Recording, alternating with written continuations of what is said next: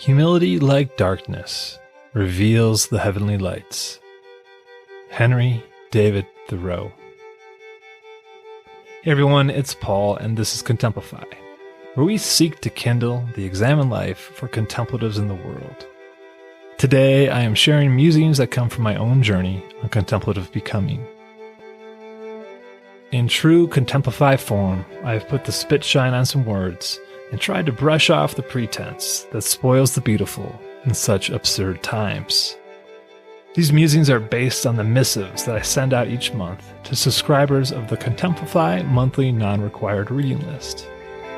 If you haven't already signed up to receive those monthly emails, you can do so at contemplify.com. Also, before we start, the hip cats keep telling me that the best way to support a show is to ask listeners to rate and review it on Apple Podcasts.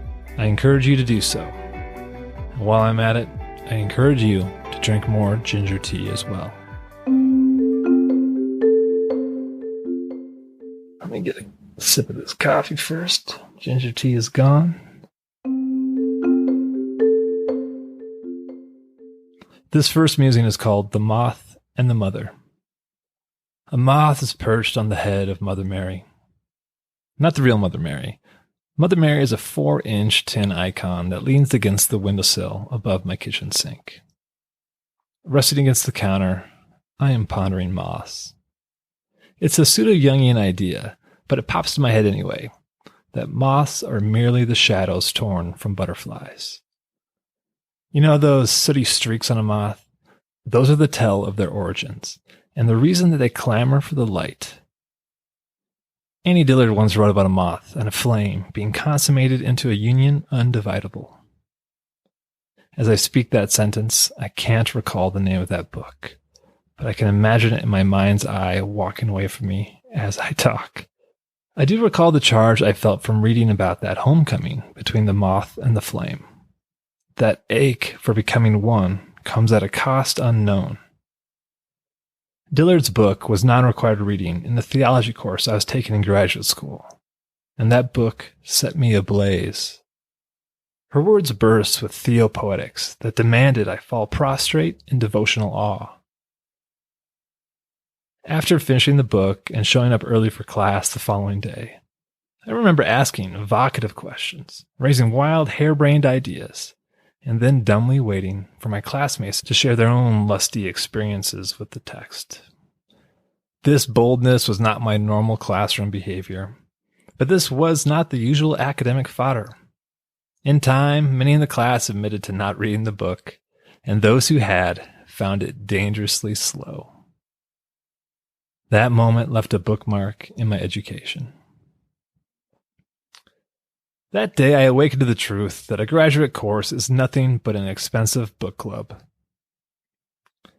I have no regrets for the dimes it took me to get in the front door of that regal book club, but it is worth noting that every book club that I have belonged to since has been free, animated conversation, and often accompanied by a sumptuous meal and a hoppy beverage. This is something to consider before tossing a costly line of credit into open and predatory educational waters. Fees and degrees dangle before you, get tangled, and ultimately distract all but the most vigilant from the education that transforms the mind, body, and spirit. Expertise too readily hides behind office walls. Don't get me wrong, there are still sages left in the ivory towers, exercising their intellectual freedom and opening mystical doors for students lost in beige corridors. I consider myself one in that lucky lot who stumbled into conversations with wise old owls who showed me a few branches to perch on. These divine appointments were like firecrackers, dropped down the back of my shorts. They woke me up and taught me to pay attention to the present. Always leaving a mark on my education. Over time, a firecracker down the pants is not needed as often to wake me up. Thank God. I take most of my cues from the grandeur of the mundane. A shift in sunlight can do it.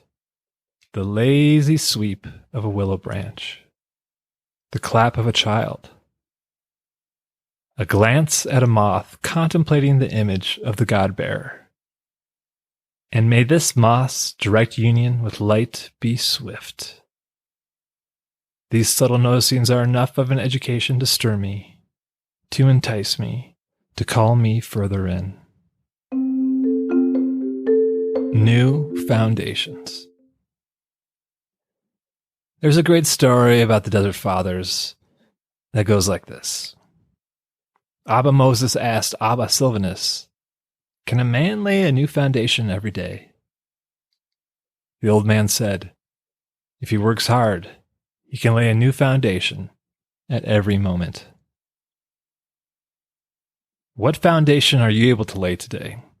Are you biding your time on Netflix, watching reruns and popping beer tops? Or are you unemployed, praying your empty pantry will be restocked? Or worse still, are you sick and struggling with your next breath? The pandemic is producing a reality show of absurd experiences. The poor and marginalized have it the worst. The proportions of those who are Black, Indigenous, or people of color who are sick and dying is unfair and is a damning account of all of our systems. The disregard for the well-being of their bodies pollutes the land of the free and forecloses the home of the brave. The rich have escaped their vacation homes behind a moat of wealth, waiting for a vaccine. The middle class are holed up at home, working on screens that mirror back the same lifeless expression. The absurdity is real. Prayers are going unanswered, and folks are wondering if God is on a ventilator. I reckon this is true. The God of the modern age, the be right rather than merciful God, the God of pure, unfiltered, dualistic reason, the God whose favor depends on how well you prop up the empire. This God is not going to make it through the pandemic, or even this episode. The capital G of this God has already dropped to a little g. Soon, this God will be gone. The death of this God is necessary. A new version of the God of certainty and empire will surely replace the one that is on hospice. It is a pattern well documented throughout history. This pattern of a micromanaging God emerges because there is too much freedom. When one lives inside of a divine mystery who offers mercy willy-nilly to both the becoming and the unbecoming.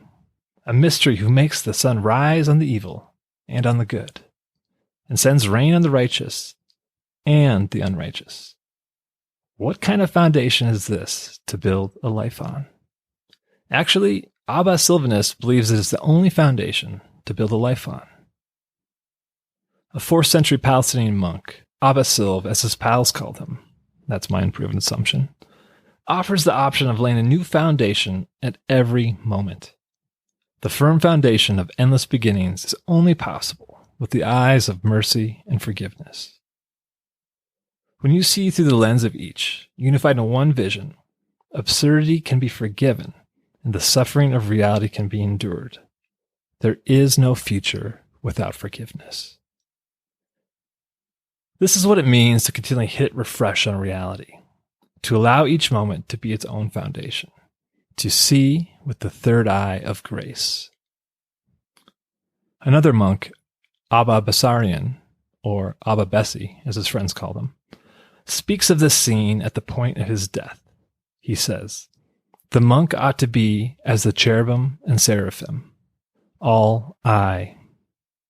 See, this draws Henry David Thoreau, who's well-versed in monkish ways, to the center stage of this absurd reality show.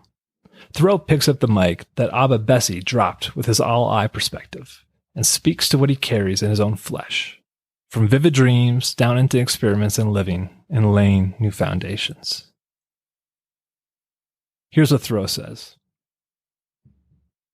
"I learned this, at least, by my experiment, that if one advances confidently in the direction of his dreams and endeavors to live the life which he has imagined, he will meet with success unexpected in common hours.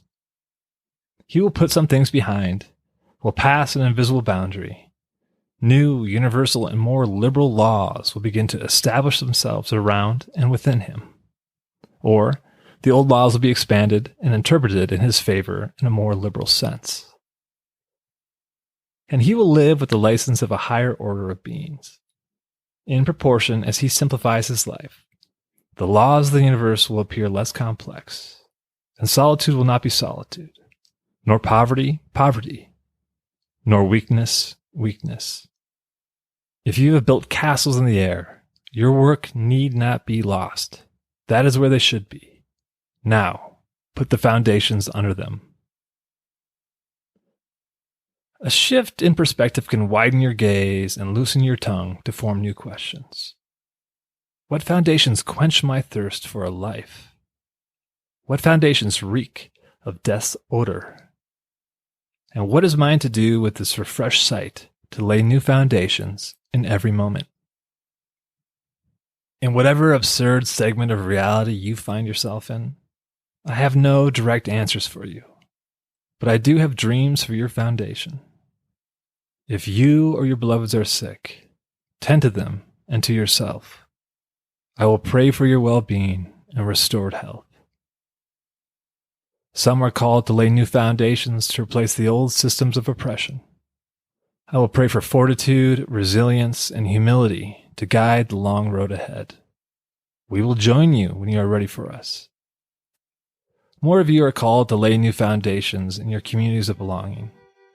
I will pray that your capacity for non-judgment and compassion holds strong, even while cracking. All of us are called to lay new foundations every moment within ourselves for the transformation of the whole. The personal readies the universal. The universal readies the personal.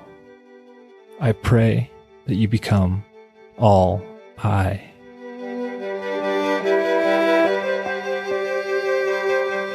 My thanks to all of you for taking time out of your day to sit with these musings and to see what comes up, what stirs, and what inspires. I hope you found something that can speak to you and to your heart in whatever place and context you find yourself in. I'm grateful for the way that we're journeying together as contemplatives in this world. Also, my thanks to Charles Enns and Darren Hovius for the theme music. This song is called Langside. I'm looking forward to bringing you more conversations with contemplatives and musings from my own noggin in the near future. This life is a gift. I strive to recognize that every day. I hope you do too. Be well.